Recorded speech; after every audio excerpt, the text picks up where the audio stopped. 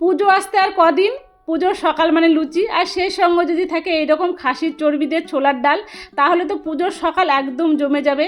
যেদিন আমিষ খাবে সেদিন এই রেসিপিটা অবশ্যই বানিয়ে দেখো, খেতে কিন্তু অপূর্ব লাগে। তড়িঘড়ি করে ছোলার ডালে 4টা সিটি দিয়ে নামিয়ে রাখলাম। ডাল কাটা দিতে যেয়ে না, যেমন আছে গোটা গোটা ওকে থাকতে দাও। এবার কড়াইয়ে তেল গরম করে দিয়ে দিলাম তেজপাতা, শুকনো লঙ্কা আর জিরা ফোড়ন। তারপরে বড় বড় করে কেটে নিয়েছি পেঁয়াজ, টমেটো আর ক্যাপসিকাম।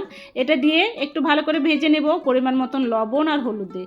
এটা যখন অল্প ভাজা ভাজা হয়ে যাবে তখন শুধু আদা আর রসুন আমি বেটে নিয়েছি। এবার আদা আর রসুন বাটা দিয়ে দেবো। এটা দিয়ে একটু সময় কষে নিব যেন কাঁচা গন্ধটা না থাকে। এরপরে চলে এলো আমাদের প্রধান অতিথি, খাসির চর্বি। একটু সময় নিয়ে এটাকে ভেজে নিব, তাতে গন্ধটা তো থাকবে না, আর উল্টো এই যে খাসির চর্বিটা অল্প অল্প মেল্ট হয়ে যাবে, তাহলে এর টেস্ট কিন্তু একদম দ্বিগুণ হয়ে যায়। খুব সুন্দর ভাজা হয়ে গেছে, পেঁয়াজ ক্যাপসিকামটাও ঠিক এই রকমই ভাজা হয়ে গেছে। ছোলার ডালটা দেখো অল্প অল্প গোটা গোটা আছে। এবার আমি ডালটা দিয়ে দিই। ডাল দিয়ে অল্পক্ষণ ফুটিয়ে নিব, তবে খেয়াল রাখতে হবে বাড়তি জল দেওয়ার দরকার নেই। ছোলার ডাল লুচিতে খেতে হলে এই রকম ঘন রাখলে ভালো হয়।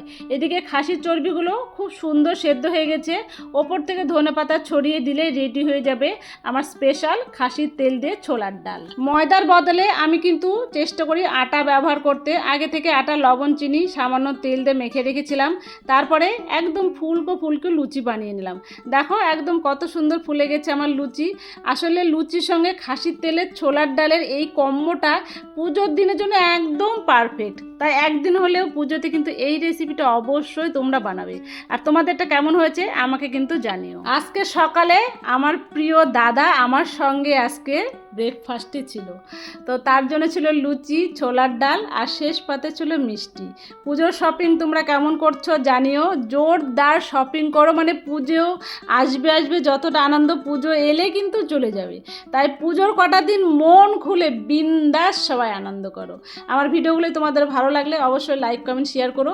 দেখাবে নতুন একটা রেসিপি নিয়ে পরের ভিডিওতে। ততক্ষণ সবাই খুব ভালো থেকো, সুস্থ থেকো, এনজয় করো। Thank you.